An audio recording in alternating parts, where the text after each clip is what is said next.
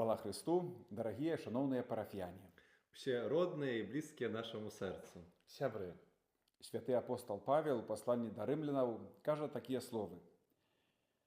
Надзея не асароміць, надзея не завядзе, таму што любоў Божая вылілася ў сэрцы нашыя праз Духа Святога, які дадзены нам у Езусе Христе. З нагоды гэтых прыгожых і сямейных святаў Божага нараджэння, таксама з нагоды надыходзячага 2025 года складае вам найлепшыя пажаданні.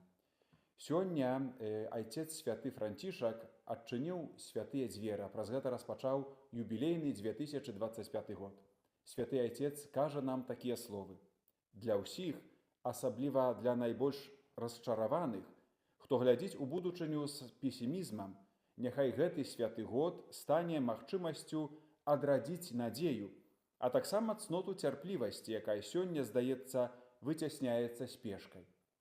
Мае дарагія, мы вам вельмі сардэчна жадаем, каб гэты год і гэтыя святы былі поўнымі надзей, хрысціянскай надзеі, спадзявання на Божую прысутнасць, на Божую дапамогу і веру ў дабро.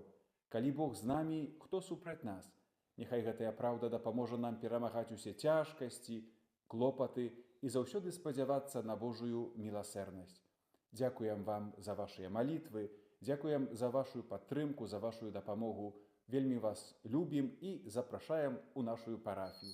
Христос нарадзіўся, Славім Яго!